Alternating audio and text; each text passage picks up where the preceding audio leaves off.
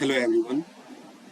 Excel में आज हम सीखेंगे एंड फंक्शन, और function, if with and function, if with OR function. तो चलिए हम वीडियो को स्टार्ट करते हैं और बताते हैं कि एंड फंक्शन होता क्या है, और फंक्शन होता क्या है, इफ के साथ एंड फंक्शन का यूज हम कैसे करते हैं, एंड इफ फंक्शन के साथ और फंक्शन का यूज हम कैसे करते हैं। जैसे कि हमारा एंड फंक्शन जो काम करता है, यदि दोनों कंडीशन ट्रू होगा तो वो ट्रू रिजल्ट देगा, अदरवाइज फॉल्स देगा। इट मीन्स एक भी कंडीशन अगर फॉल्स हुआ तो हमारा AND function false value return करता है। और फंक्शन का काम ये होता है कि ये चेक करता है कि दोनों में से कोई एक कंडीशन ट्रू होना चाहिए तो ट्रू होगा, अदरवाइज फॉल्स होगा। अगर दोनों कंडीशन फॉल्स हुआ तो हमारा रिजल्ट क्या होगा, फॉल्स होगा। और इफ के साथ हम एंड फंक्शन का यूज इसलिए करते हैं कि जितने भी बहुत सारे कंडीशंस आपके पास दिए गए और सारे कंडीशंस ट्रू होने चाहिए, तभी जाकर के वो किसी भी कंडीशन को सेटिस्फाई कर पाएगा, उस कंडीशन के बेस पे ट्रू वैल्यू को रिटर्न करेगा, अदरवाइज फॉल्स वैल्यू को रिटर्न करेगा। इफ विद और, यदि हमारे पास बहुत सारे कंडीशंस दिए गए, उस कंडीशन के बेस पे मुझे क्या करना है, उसका रिजल्ट डिक्लेयर करना है। तो और फंक्शन कहता है कि जितने भी कंडीशन दिए गए हैं उसमें से एक भी कंडीशन अगर ट्रू है तो result will be true, otherwise false. तो चलिए हम बात करते हैं, पहला फंक्शन है हमारा एंड फंक्शन। एंड फंक्शन में हमारे पास दो सब्जेक्ट के मार्क्स दिए गए हैं और उसका स्टेटस मुझे ये फाइंड आउट करना है, ये ट्रू होगा या फॉल्स होगा। तो चलिए हम निकालते हैं। तो सबसे पहले क्या करेंगे, किसी भी फार्मूला को स्टार्ट करने से पहले हम लोग इक्वल साइन लगाते हैं। इक्वल साइन लगाने के बाद हम क्या करते हैं, एंड फंक्शन लिखते हैं। एंड फंक्शन लिखने के बाद हमसे पूछा जाता है first logic as well as second logic as well as third logic, it is. तो हमने क्या किया, पहला सब्जेक्ट को मैं चेक करता हूँ कि यदि इसका मार्क्स 30 या 30 से ज्यादा हो, greater than equal to 30, then check second marks F7 greater than equal to 30। तो देखते हैं हमारे पास रिजल्ट इसका ट्रू आता है या फॉल्स है। चलिए एंटर बटन प्रेस करते हैं, result will be true, result will be true. इसी को फॉर्मूला को हम नीचे तक क्या करते हैं, ड्रैग कर देते हैं, सारे का स्टेटस मुझे निकल के आ जाएगा, कौन कौन से फॉल्स है, कौन कौन से ट्रू। तो चलिए इसका मार्क्स जो है हमारा सब्जेक्ट 1 का 23 है और इसका सब्जेक्ट 2 का जो मार्क्स है वो 59 है, इसीलिए ये क्या है, फॉल्स है, क्योंकि जो हमारा सब्जेक्ट 1 का मार्क्स है वो 30% से क्या है, हमारा कम है, और इसका जो मार्क्स है ये भी 30 से कम है, इसीलिए इसका भी वैल्यू क्या है, फॉल्स है।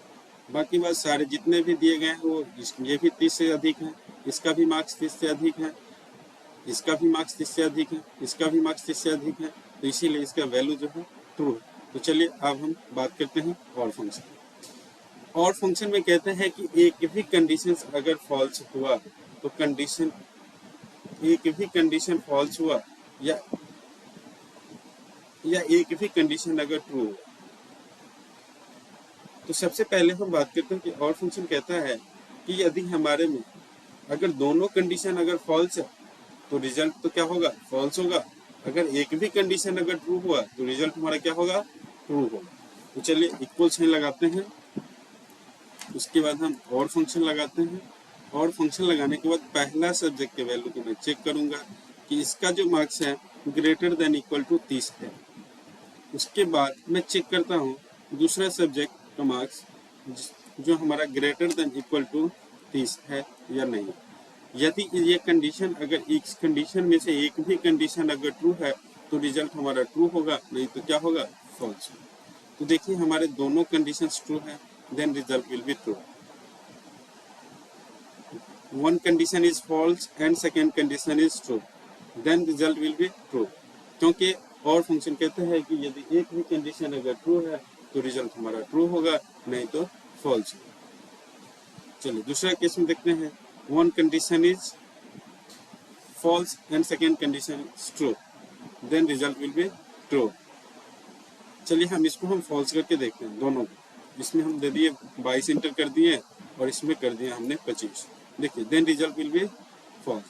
both conditions are false, then result will be false।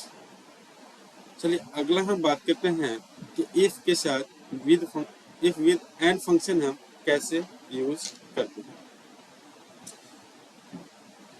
जब एंड कंडीशन आपको पता है कि एंड कंडीशन कहता है कि both conditions are true then result will be true, otherwise false. If any conditions are false then result will be false. तो चलिए हम यहाँ पे बात करते हैं। किसी भी फार्मूला को स्टार्ट करने से पहले हम इक्वल साइन लगाते हैं। इक्वल साइन लगाने के बाद हम क्या करेंगे, सबसे पहले एंड फंक्शन को लिखते हैं। एंड फंक्शन लिखा, उसके बाद हमने क्या किया, जो हमारा सब्जेक्ट 1 का मार्क्स दिया है उसको हम चेक करता हूँ ग्रेटर देन इक्वल टू 30 से, कि जो हमारा M7 में जो मार्क्स दिया गया है वो हमारा 30 से ज़्यादा है या 30 के बराबर है। उसके बाद मैं सेकेंड मार्क्स दूसरे सब्जेक्ट के मार्क्स को मैं क्या करता हूँ, चेक करता हूँ इसका मार्क्स 30 से ज़्यादा है या 30 के बराबर है या नहीं है। तो चलिए मैं इसको चेक करता हूँ ये रिजल्ट क्या दे रहा है। इतना चेक करने के बाद ये मुझे रिजल्ट ट्रू दे रहा। अब मैं इसके बेस पे मैं चाहता हूँ कि कुछ मुझे रिजल्ट मिले। तो चलिए हम इफ कंडीशन को स्टार्ट करते हैं। इसके बाद हमने क्या कहा कि इतना तो हमारा ये लॉजिक टेस्ट है और ये अभी हमें क्या दे रहा है, ट्रू दे रहा है। यदि ये ट्रू दे रहा है तो मैं क्या करूँगा, इसको मैं डिस्टिंक्शन मार्क दूंगा। क्या दूंगा, डिस्टिंक्शन।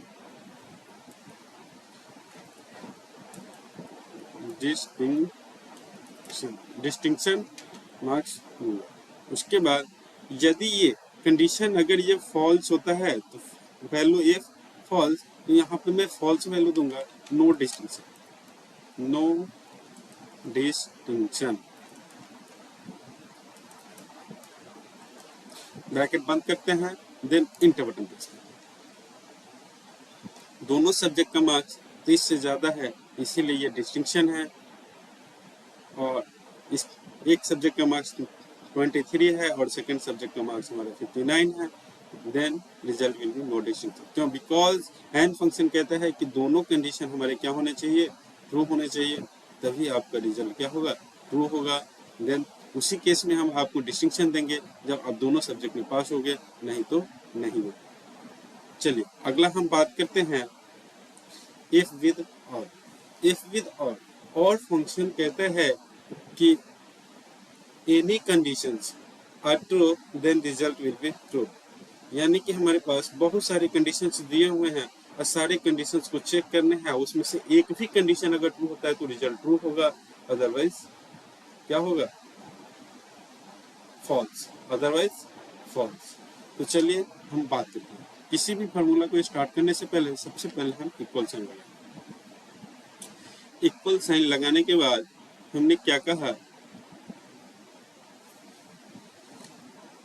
और फंक्शन लगा दिया, और फंक्शन लगाया, और यहाँ पे मैं कहता हूँ कि जो पहला सब्जेक्ट है उसका मार्क्स अगर 30 से ज़्यादा या 30 के बराबर है, दूसरे सब्जेक्ट को फिर चेक करता हूँ,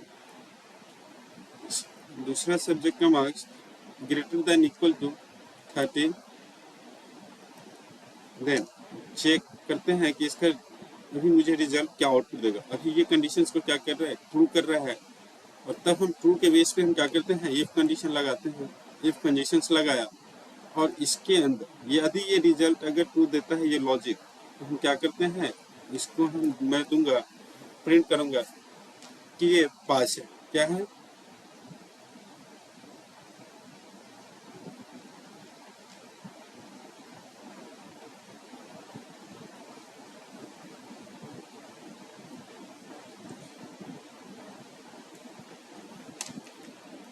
पास है। यदि ये दोनों सब्जेक्ट में यदि ये फेल होगा तो ये क्या होगा, फेल होगा। चलिए इंटर बटन प्रेस करते हैं, देन रिजल्ट विल बी पास। चलिए नीचे तक ड्रैग करते हैं। ये सारे सब्जेक्ट में पास है, क्योंकि एक और फंक्शन कहता है कि किसी एक ही सब्जेक्ट में अगर तुम पास हो मतलब तुम्हें पास कंसीडर किया जाएगा, नहीं तो फेल कंसीडर किया जाएगा। तो चलिए एक सब्जेक्ट इसका 26 है और इसमें भी मैं चाहता हूँ इसका मार्क्स अगर 15 है, तो दोनों कंडीशन क्या कर रहा है, दोनों कंडीशन कहता है कि तुम्हारा जितना मार्क्स है जो 30 से कम है, इसीलिए तुम फेल हो। अगर किसी एक भी सब्जेक्ट में अगर तुम पास होते तो पास हो। That's, thank you.